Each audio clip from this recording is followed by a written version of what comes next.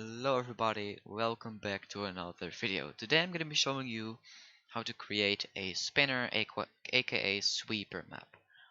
So what this will do, the thing in the middle will spin around, so the spinner basically, and it will knock the player or the character of the player off the pole. And I'll show you what that looks like now. As you can see, it just hit me and I sat down and my velocity got changed, so it simulates me falling off the platform. Okay, so let's get started by scripting this. Actually, before I start, make sure to check the description down below for this folder or the model, because I will leave a link to the model of this map in the description below. So if you want to use that, feel free to do so. I'm not going to include the scripts in the model though, so be warned for that. Okay, let's get started by scripting the spinning part. I'm gonna get over my notepad because I can't really even remember what I typed. Okay, so the first thing we're gonna do is make a variable for the map itself, so the sweeper folder.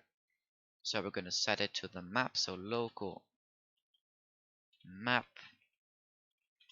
Okay, I might suck at typing today, guys. I'm sorry, but I have a fucking plaster on my hand because I cut myself by accident.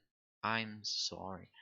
Okay, so map, we're going to set it to script.parent.parent because we're coming from the script to the parent of the script, which is the scripts folder. And then we're going to the parent of the scripts folder, which is the map itself, as you can see. Okay, so, and now we're going to set a variable for the sweeper itself, so the spinning part in the middle. So local sweeper is equal to map colon wait for child sweeper. If you don't know what wait for child does, it's basically a function that waits for the part to be loaded in the game. Because sometimes if you join the game, not everything will be loaded in yet, if you know what I mean. So now we're going to set a variable for the kill part, and that's basically just a part above the actual water. As you can see, basically the same part that kills the player and the can card is false. So now we're going to set a variable for the kill part itself, so local kill part is map colon wait for child kill part. Okay, now we're going to set a variable for the run surface because we want to move the sweeper every frame in the game. You know, I don't really know how to say it, but basically every frame that's rendered in the server. So local run service, I'm gonna set it to game colon get service run service. If you don't know what run service is, you can just watch a tutorial from someone else, or you could just research it on the developer hub, for example. So now we're going to make another variable for the default speed. So local default speed, the default speed of the spinner, so the big red part is going to spin around. I'm going to set it to 0.003. And you might think that's extremely slow, but it really isn't. Okay, so a run service. Now we're going to make a function that's going to fire every frame. So every frame that's rendered by the server. So run service.heartbeat colon connect function. See, and now we're going to add a number to the default speed, so it actually gets faster each time. So default speed is equal to default speed plus 0.00001. You can just set this to whatever you want, but I'm gonna make it extremely tiny because otherwise it will get faster way too quickly. Okay, now sweeper dot c frame, so coordinate frame, if you did not know what that stands for, is equal to sweeper dot coordinate frame, and we're gonna multiply it by c frame dot angles 0, comma default speed, comma 0.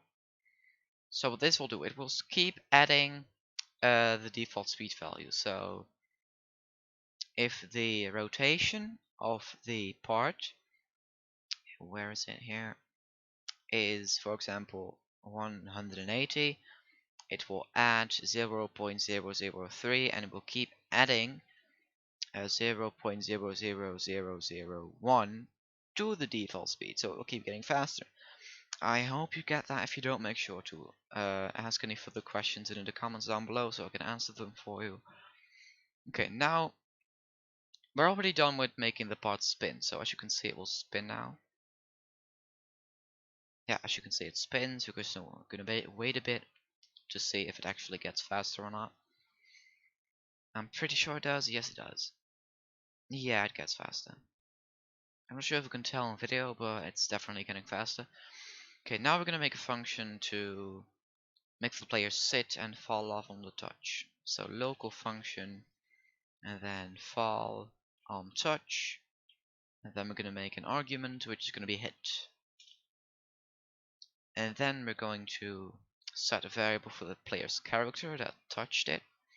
So local char, so a short version of character that's usually used in programming, is equal to hit not parent. And then we're going to set a variable for the humanoid, so local humanoid is char colon find first child a humanoid, and find first child basically checks if the object in this string exists in the object you asked it to check. I don't really know how to say it, but I hope you get it. Okay, now we're going to make a variable for the humanoid root part because we want to change the velocity of the humanoid root part to simulate the character falling off. Otherwise, it doesn't really look like the character's falling off. So, local humanoid root part is char colon find first child humanoid root part, and that's basically it. Now we're going to check if they actually exist. So if in the brackets if humanoid and another brackets and humanoid root part, then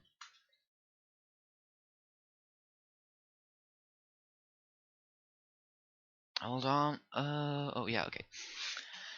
Okay, so if you're wondering what these brackets do, it's basically, you know, I don't even really know. I see everyone use this, so I'm just doing it. Just an honest fucking, just being honest here. Okay, so, but what it does is basically just checks if the humanoid exists and if the humanoid root part exists in the character model. So, now we're gonna make the character sit, so humanoid.sit is equal to true. Okay, sorry, my voice keeps getting weirder if I talk a lot, I don't know why. Okay, now we're gonna make a spawn function, and if you don't know what a spawn function is, it's basically block of code that runs.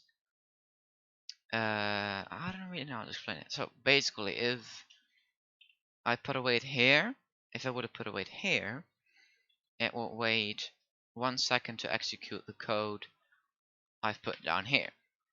But if I would have put a weight in here, it would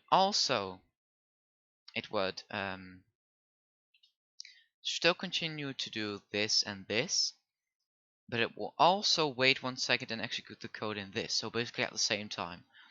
I have no idea if that was a good explanation or not, but you have to deal with it.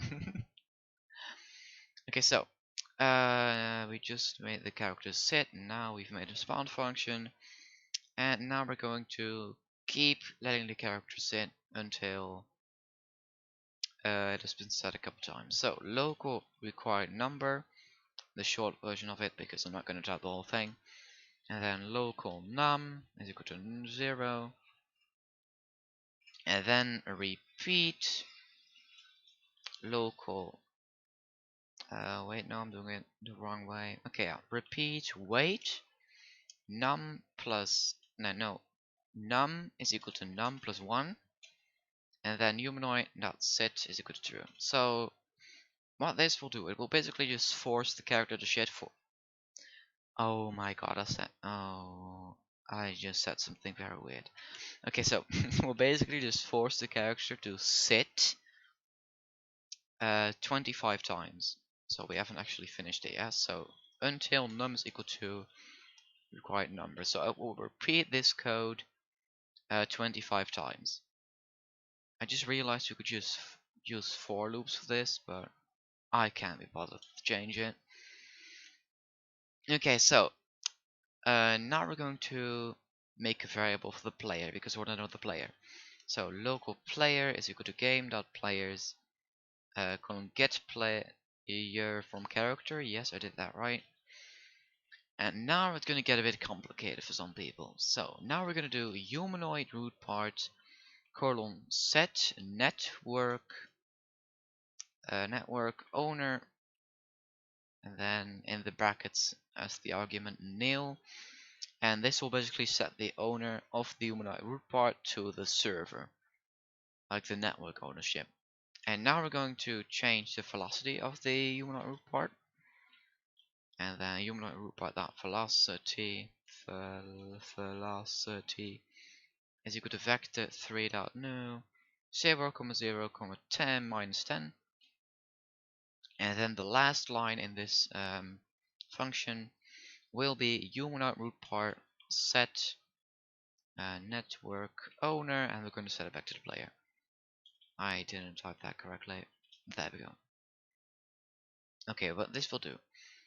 If you're wondering why I'm setting the network ownership of the humanoid to the server, it's basically because the client usually calculates the velocity and we don't want that. So we're going to avoid this by setting the ownership of the network of the humanoid root part to the server, and then the server is able to calculate it. I don't really know how to say it. I just learned this, by the way. I'm just telling it to you now.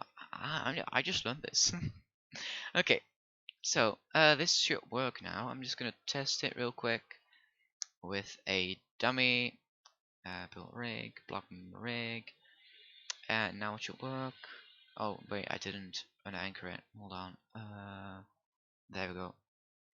Now it should work. Oh, okay, I forgot something really important. We didn't fire the function, so we're not going to do anything. Because this is a variable function, not an actual function that instantly gets fired when the thing gets touched.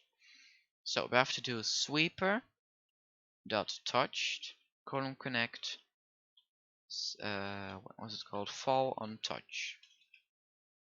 And now it should work. I'm just going to make another thing. I'm going to anchor it first, just so I don't forget.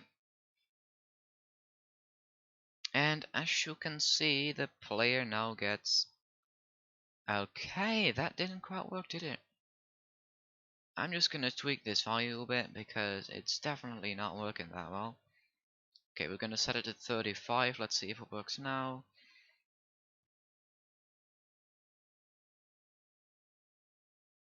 Okay, it kinda does. I don't really know. Oh wait, actually I know why it's like that, because the network ownership of the what's it called? The dummy is already the server. I think that's the issue. Yeah, as you can see, it works if we are on the player. So it doesn't really matter that the dummy doesn't work anyways. Because why would you need a dummy? I don't know. Okay. Now we're going to kill the player when the player touches the kill part, which is actually the last part of this tutorial. So if you have been enjoying this tutorial so far, make sure to leave a thumbs up, and maybe if you like this content, maybe subscribe as well, because I usually put a lot of effort into these videos. I mean, I don't edit them, but you know, you get the point. I made this, and you know, okay. So local function, we're gonna make another function that's gonna fire whenever the kill parts, so the part above the actual water, gets touched. So how are we going to do that? So local function kill on touch, and then in the brackets I'm gonna set the variable to hit, and then we're gonna copy line 19 to 23. I'm gonna paste it, and we're gonna drop a few lines so the end is back. And then we don't need humanoid root part, so I'm just gonna delete that. And then we're going to kill the humanoid by simply doing humanoid : take damage if I am able to type today. And then 100. Okay, now we're going to fire the function whenever the kill part gets touched. So kill part dot touched connect kill on touch. And that's the whole script. It was pretty simple. Apart from this part, this is actually a bit complicated. I just figured out what this means. So if you already knew that, congratulations, you're officially smarter than me. Okay. Let's go ahead and test it because we're not sure if it works yet. At least I'm not very sure. And we're gonna let it do its thing, and as you can see, it knocks the player off. It's a bit delayed. I'm not sure why. Oh, I'm a bit dumb. This isn't supposed to be in the spawn function. This is supposed to be after the spawn function. And also the variable, because otherwise we won't know what the player is. There we go. And as you can see, now it will work properly without having to take ages because it has to do the loop first. So as you can see, it knocks the player out now. Yay, that's exactly what we wanted. And as you can see, it just knocks the player to a really weird direction, but I don't really know how to fix that. I'm a bit too dumb for that. So you can just figure that out yourself. And if you happen to enjoy this video, because I'm gonna end it now because I have nothing else more to say. If you happen to enjoy this video, make sure to subscribe and leave a thumbs up.